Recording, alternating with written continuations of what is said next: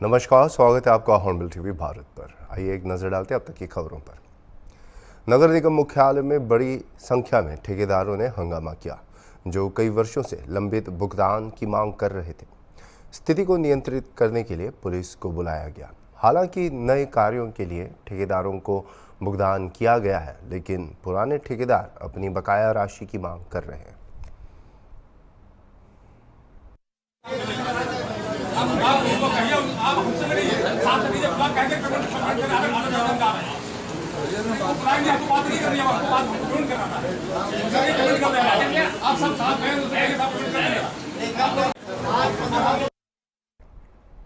बिहार के सहरसा जिले में एक चौंकाने वाली घटना में सिमरी बख्तियारपुर इलाके के भौरा चौक के पास अज्ञात हमलावरों ने एक वकील दलाल चंद शर्मा की गोली मारकर हत्या कर दी।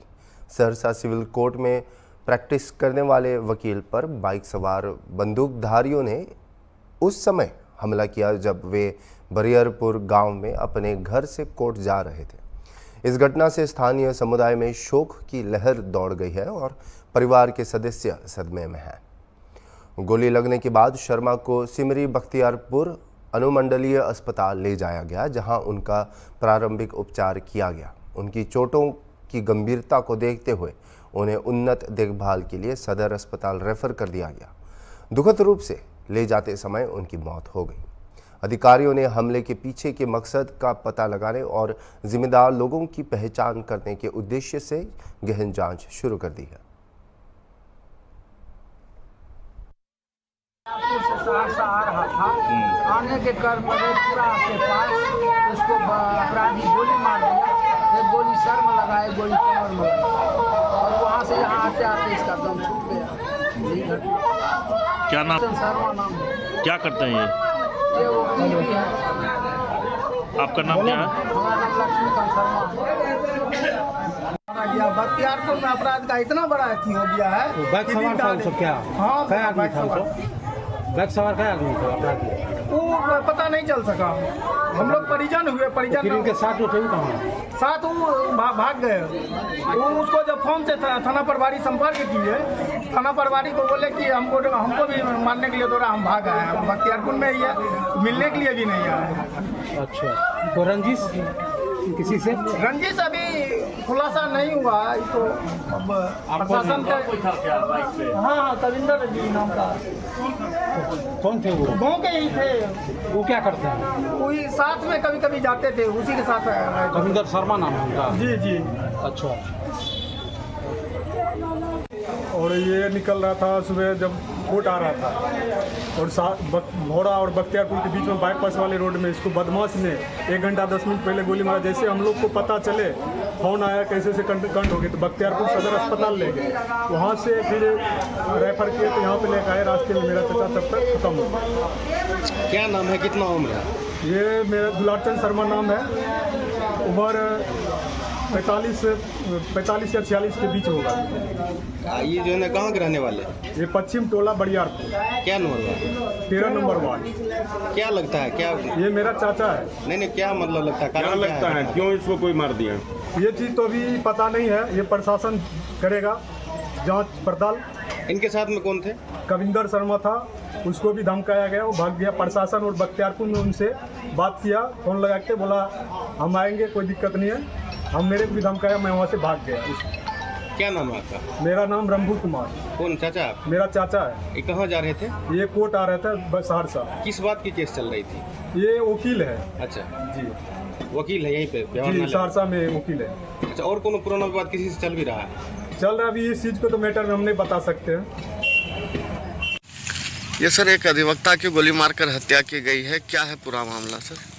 आज सुबह लगभग 8:40 पे सिमरी बख्तियारपुर थानाध्यक्ष को सूचना प्राप्त हुई कि ग्राम भौरा के पास जो है एक व्यक्ति की गोली मार दी गई है। एक व्यक्ति को, उनका नाम है दुलारचंद्र शर्मा, पेशर भूलो शर्मा। ये बरियारपुर सिमरी बख्तियारपुर थाना के रहने वाले हैं। और गोली मारने के बाद जब वो जख्मी थे तो उनको सिमरी बख्तियारपुर के अनुमंडल अस्पताल में ले जाया गया इलाज के लिए, और इलाज से वहाँ से उनको रेफ़र कर दिया गया सहरसा सदर अस्पताल, और इलाज के क्रम में ही उनकी मृत्यु हो गई है। और गोली मारने के कारण जो है इसमें पुरानी रंजिश को बताया जा रहा है, उसी के कारण उनको गोली मारा गया है। और इस संबंध में जो है हम लोगों ने अनुसंधान प्रारंभ किया है, और जो इसमें हत्या में जो शामिल लोग हैं उनकी जो है पहचान की गई है, और लगातार हम लोग इसमें छापेमारी कर रहे हैं। इसमें जो है पुलिस अधीक्षक महोदय के निर्देशन में एक SIT का भी गठन किया गया है, और जल्द ही हत्या में शामिल सभी जो है अभियुक्तों की गिरफ्तारी की जाएगी। महाराष्ट्र चुनावों के नज़दीक पूर्व गृह मंत्री और बीजेपी के गोंडिया भंडारा लोकसभा प्रभारी डॉक्टर नारायण मिश्रा ने कांग्रेस और उसके सहयोगियों पर तीखा हमला किया। उन्होंने कांग्रेस को अपनत्व की राजनीति का दोषी ठहराते हुए उसे देश के लिए विभाजनकारी बताया।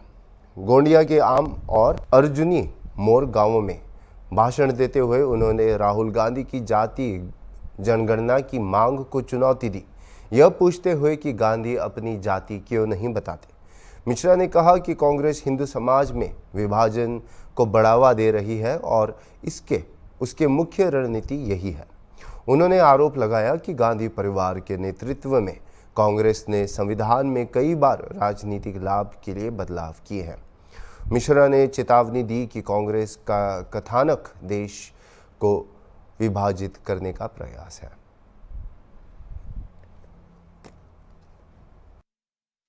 क्योंकि लोकसभा के अंदर थोड़ा डगमग हो गया था, लोगों ने भ्रम पैदा कर दिया, और भ्रम पैदा कर दिया बोले ये भाजपा वाले संविधान बदल देंगे।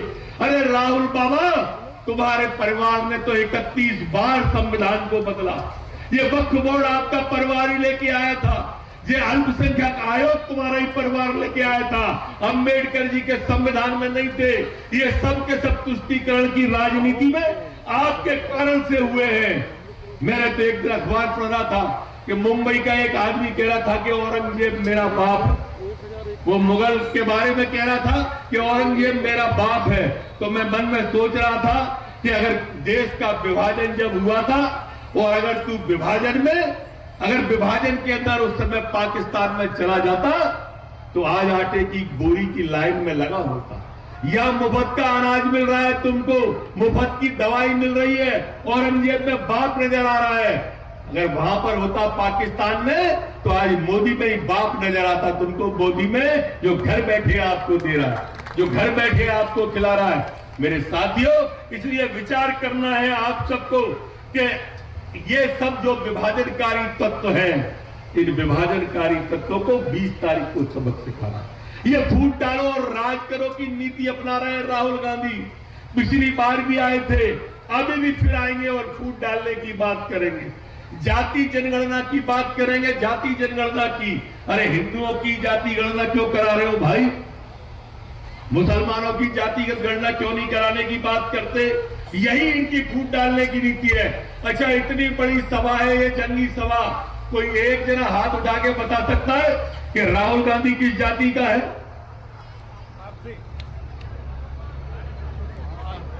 जिसकी खुद की जाति का पता नहीं है, वो हमारी जाति की जनगणना की बात कर रहा है। बहुत बहुत धन्यवाद। रतन कॉलोनी में महिला को हाई टेंशन बिजली की चपेट में आने से गंभीर चोटें आई हैं। भोपाल के निशांतपुरा पुलिस थाना क्षेत्र की रतन कॉलोनी में एक घटना में एक महिला की जिंदगी खतरे में पड़ गई जब वह अपने छत पर कपड़े सुखाते समय हाई टेंशन बिजली की लाइन के संपर्क में आ गई। यह घटना रविवार दोपहर को हुई जब किरण जाटव ने गलती से एक जिंदा तार को छू लिया। किरण बिजली का झटका लगने से बेहोश हो गई। उस समय उनके पति, जो एक सब्जी विक्रेता हैं, घर पर नहीं थे। स्थानीय निवासियों ने तुरंत पुलिस और फायर ब्रिगेड को सूचित किया, जो जल्द ही मौके पर पहुंचे और उन्हें अस्पताल पहुंचा दिया, जहां उनकी हालत गंभीर बनी हुई है। यह घटना कॉलोनी में सुरक्षा चिंताओं को उजागर करती है, क्योंकि यह क्षेत्र में हाई टेंशन लाइन से संबंधित पहला मामला नहीं है। नवरात्रि के दौरान भी इसी क्षेत्र के 4 युवकों को इसी तरह के संपर्क में आने पर जलन हुई थी। पुलिस ने सतर्क रहने की सलाह दी है और अधिकारियों से रेजिडेंशियल क्षेत्रों में बिजली लाइनों की जांच करने का अनुरोध किया है ताकि आगे की घटनाओं को रोका जा सके।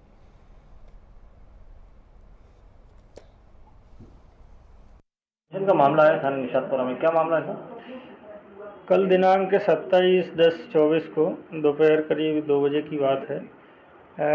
सूचना मिली कि रतन कॉलोनी में महिला नहा रही थी छत पे, उसकी करंट लग गई है। तो थाने का स्टाफ तुरंत मौके पर पहुंचा और मौके पर पहुंचकर महिला को श्री साईं अस्पताल में भर्ती कराया गया, जहां उसका इलाज चला। और मामला ये है कि महिला से जो बयान लिया किए गए उसमें बताया कि वो छत पर नहाने के बाद जो है प्लास्टिक की एक बोरी वगैरह उसने धोई होगी, तो वो टांग रही थी सुखाने के लिए। तो वो बोरी जो है हाई टेंशन लाइट से टच हो गया, इससे उसको झटके लगे करंट से उसके हाथ पैर में जो भी चोटें आई हैं या जो इफेक्ट हुआ है उसको लेके वो भर्ती हुई है। इलाज अभी चल रहा है। PMLC जांच में है, मामले की जांच की जा रही है। जो भी आगे तथ्य आएंगे उसके हिसाब से अग्रिम कार्रवाई की जाएगी। गुवाहाटी के डिगाली पुखरी क्षेत्र में लोगों की बड़ी संख्या ने सरकार के फ्लाईओवर निर्माण के लिए पेड़ काटने के खिलाफ विरोध प्रदर्शन किया। नागरिकों ने नूनमती से डिगाली पुखरी तक नए फ्लाईओवर के निर्माण का कड़ा विरोध किया है, जिसके चलते इलाके की हरियाली के नुकसान पर चिंता व्यक्त की है। स्थानीय निवासियों का आरोप है कि परियोजना बिना उचित पर्यावरणीय मूल्यांकन और सामुदायिक परामर्श के शुरू की गई है। विरोध करने वाले लोग पेड़ काटने के खिलाफ जनहित याचिका दाखिल करने की योजना बना रहे हैं। विरोध का एक बड़ा मुद्दा 200 साल पुराने पेड़ का काटना है, जो शहर के परिस्थितिकी और विरासत के लिए महत्वपूर्ण है।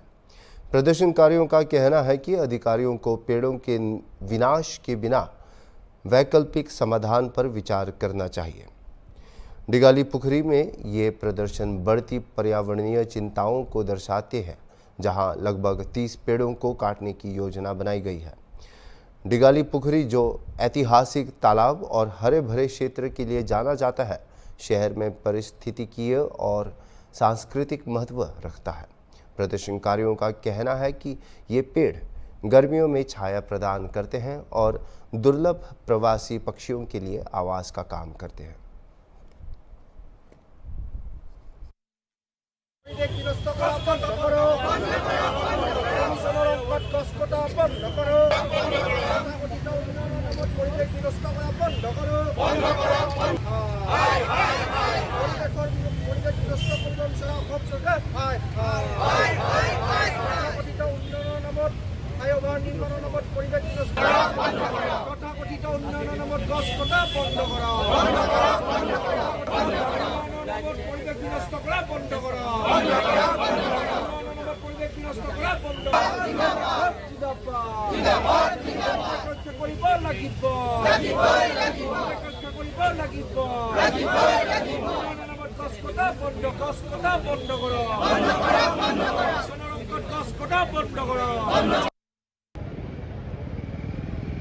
मेरे पीछे आप लोग देख सकते हैं, एक गुवाहाटी सिटीजन की तरफ से एक प्रोटेस्ट निकाला गया है।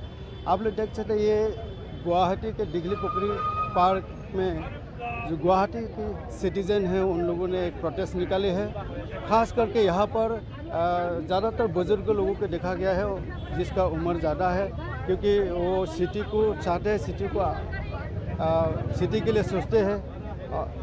आप लोग देख सकते हैं यहाँ पर बहुत सारे लोग हैं, थोड़ा बात करने के लिए कोशिश करते हैं उनका क्या डिमांड है।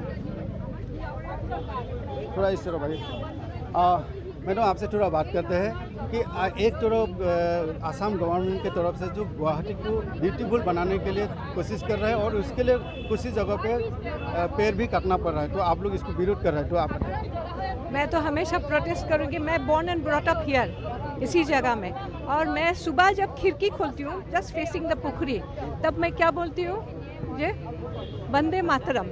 किस लिए? सलाम जनाती हूँ नेचर को, सलाम जनाती हूँ पुखरी को, जिससे हमको ऑक्सीजन मिल रहा है।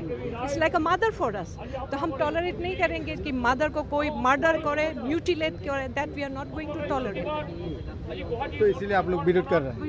लेकिन जो कुछ अगर सजाने के लिए या ब्यूटीफुल बनाने के लिए सिटी को पेड़ भी काटना पड़ रहा है, इसको आप लोग क्या क्या किस पेड़ काटना इज ए क्राइम, वो क्राइम है, वो तो अलाउड नहीं है। अभी आरटीआई करके मिला है, यहाँ बहुत पेड़ वो लोग काट कर, इसे more than 200 years old, more than 200 years old है।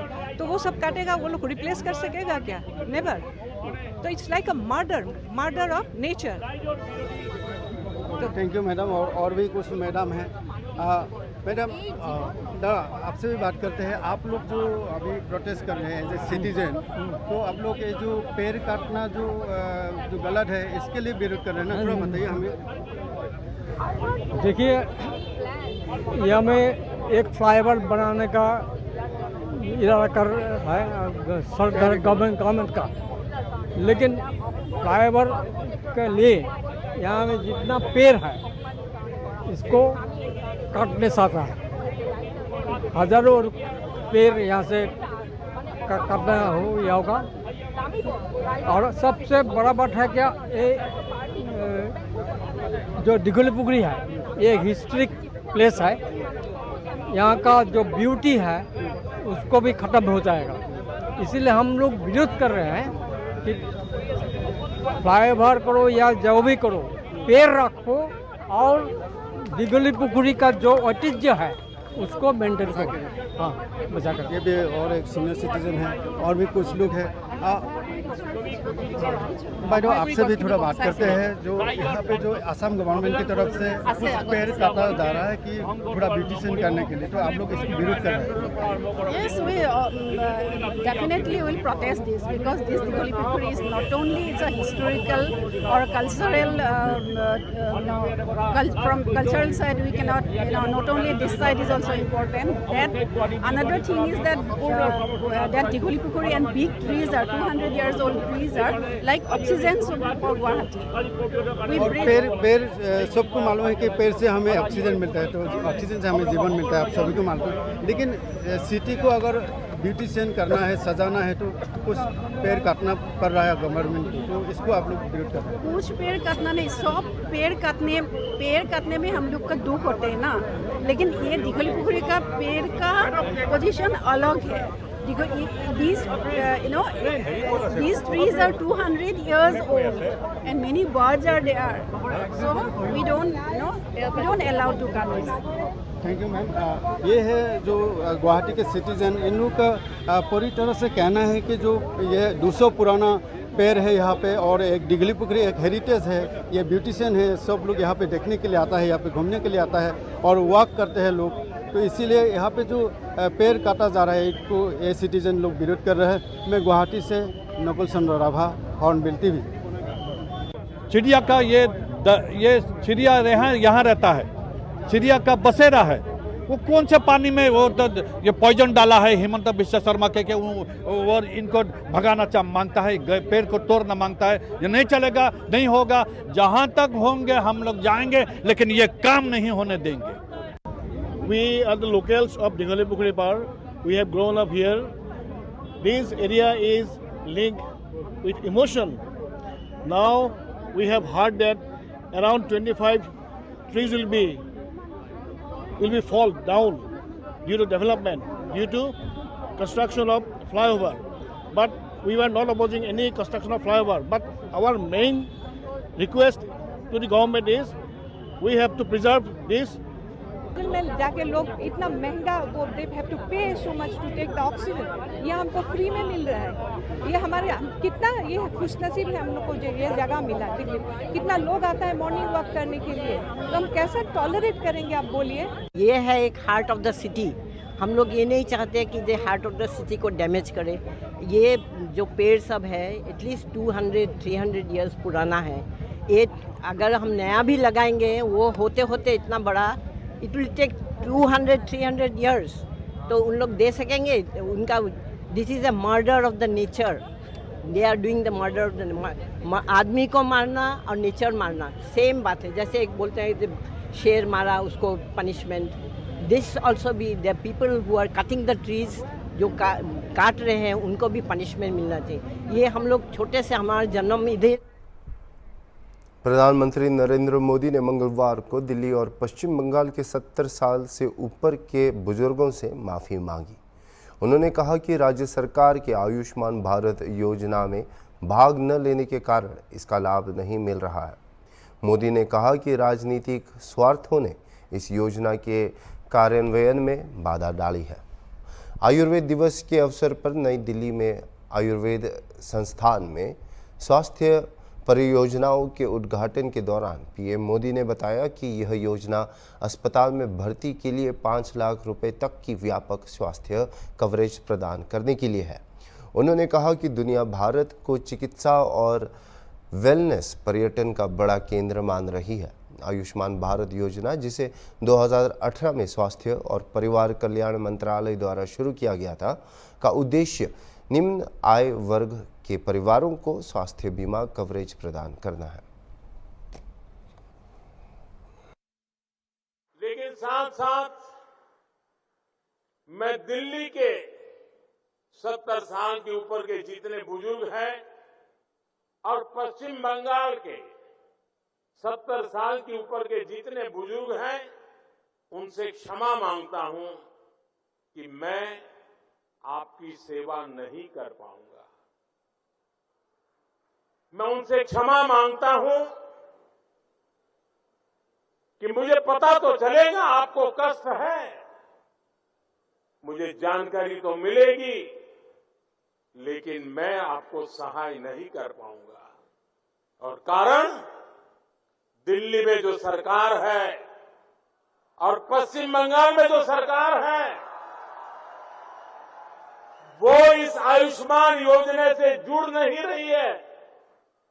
अपने राजनीतिक स्वार्थ के लिए अपने ही राज्य के बीमार लोगों के साथ जुल्म करने की वृत्ति, ये प्रवृत्ति मानवता की दृष्टि से किसी भी तराजू पर खरी नहीं उतरती है. और इसलिए मैं पश्चिम बंगाल के बुजुर्गों की माफी मांगता हूं, मैं दिल्ली के बुजुर्गों की माफी मांगता हूं. देशवासियों की तो सेवा कर पा रहा हूं, लेकिन राजनीतिक स्वार्थ की वृत्ति की दीवारें मुझे दिल्ली के बुजुर्गों की सेवा करने से रोक रही है, पश्चिम बंगाल के बुजुर्गों की सेवा करने से रोक रही है. एक समय था जब इलाज में लोगों को घर. अभी के लिए इतना ही, और खबरों के लिए आप देखते रहिए हॉर्नबिल टीवी.